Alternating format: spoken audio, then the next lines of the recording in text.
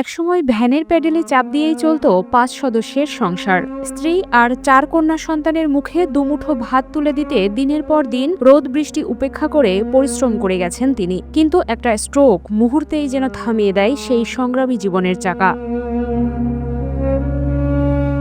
গত ৭ বছর ধরে বিছানায় এখন তার একমাত্র ঠিকানা। প্রায় ৬৫ বছর বয়সী এই মানুষটি আজ সম্পূর্ণ শয্যাশায়ী। পরিবারের একমাত্র উপার্জনক্ষম ব্যক্তিকে হারিয়ে না ফেললেও হারিয়েছে তার কর্মক্ষমতা। তাই বয়সের ভার কাঁধে নিয়েও সংসারের দায়িত্ব নিজের হাতে তুলে নিয়েছেন স্ত্রী হরিদাসী দেবী। আমার স্বামী ৫-৭ বছর স্ট্রোক করছে, স্ট্রোক করে প্যারালাইসিসে পড়ে গেছে। আমার সংসার চলে না। আমি একটু পরের বাড়ি, আগে ভ্যান চালাতো, আমি একটু পরের বাড়ি কাজ বাজ করে সংসার চালাই। বাগেরহাটের চিতলমারী উপজেলার বড়বাগ গ্রামের বাসিন্দা অধীর চন্দ্র বারোই। ভ্যান চালিয়ে যা আয় করতেন তা দিয়েই কোনো মতো চলত পরিবারের খরচ।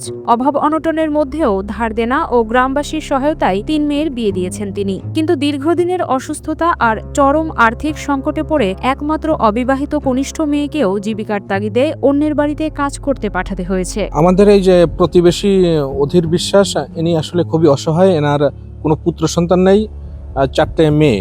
4টে মেয়ের 3টে বিবাহ দেওয়া হয়েছে। আমরা গ্রামের লোকজন, পাড়া প্রতিবেশী কিছু সাহায্য সহানুভূতি করে খুব কষ্টের ভিতর দিয়ে বিয়ে দেওয়া হয়েছে।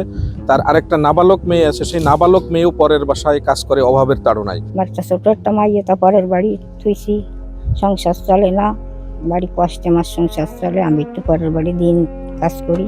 স্বামীর চিকিৎসার খরচ তো দূরের কথা, অনেকদিনই ঘরে রান্না করার মতো চাল ডালও থাকে না তার। তাই প্রতিদিনই প্রতিবেশীদের কাছ থেকে একটু চাল ডাল কিংবা সবজি ধার বা সহায়তা হিসেবে এনে কোনো মতে চুলায় হাঁড়ি বসান হরিদাসী দেবী। আজকের ব্যবস্থা যে পরের বাড়িতে কেবল একটা দুটি পেঁয়াজ আনছি, দুটি রসুন, এই যে দুটি খুদ দিয়ে আজকের ব্যবস্থা এই যে নিয়েছি।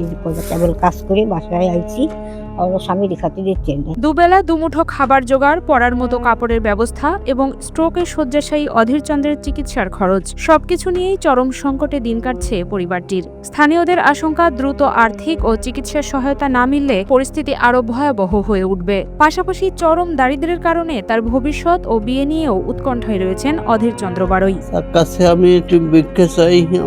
আমি তো বাড়তে পারি, আমার মায়েরারে একদিকে শয্যাশায়ী স্বামীর চিকিৎসা ও ওষুধের খরচ, অন্যদিকে সংসারের নিত্যদিনের ব্যয়, 2 দিক সামলাতে হিমশিম খাচ্ছেন হরিদাসী দেবী। অনেক সময় একবেলার খাবারের ব্যবস্থা হলেও পরের বেলা কিভাবে চুলায় হাঁড়ি চড়বে সেই চিন্তায় কাটে তার প্রতিটি দিন। তাই স্থানীয়দের প্রত্যাশা, সরকারি সহায়তার পাশাপাশি দাতা সংস্থা, সমাজের বিত্তবান ব্যক্তি ও মানবিক সংগঠনগুলো এগিয়ে এলে হয়তো দীর্ঘদিনের আর্থিক সংকট থেকে কিছুটা স্বস্তি পাবে পরিবারটি। সমাজের বিত্তবান বা সহানুভূতিশীল যে মানুষ আছে, যে হৃদয়বান ব্যক্তি আছে, তাদের কাছে করজোড়ে অনুনয় বিনয় অনুরোধ করব, আপনারা এই পরিবারটির পাশে এসে একটু দাঁড়ান এবং সরকারি যে সংস্থাগুলো আছে যারা এই ধরনের বিষয় নিয়ে কাজ করেন তাদের দৃষ্টি আকর্ষণ করছে এই পরিবারের প্রতি, যাতে এই পরিবারটা আবার আগের মতো ঘুরে দাঁড়াতে পারে। যদি কোনো সরকার এসে বা কোনো সংস্থা যদি সাহায্য করে তাহলে একটু উপকৃত হয়।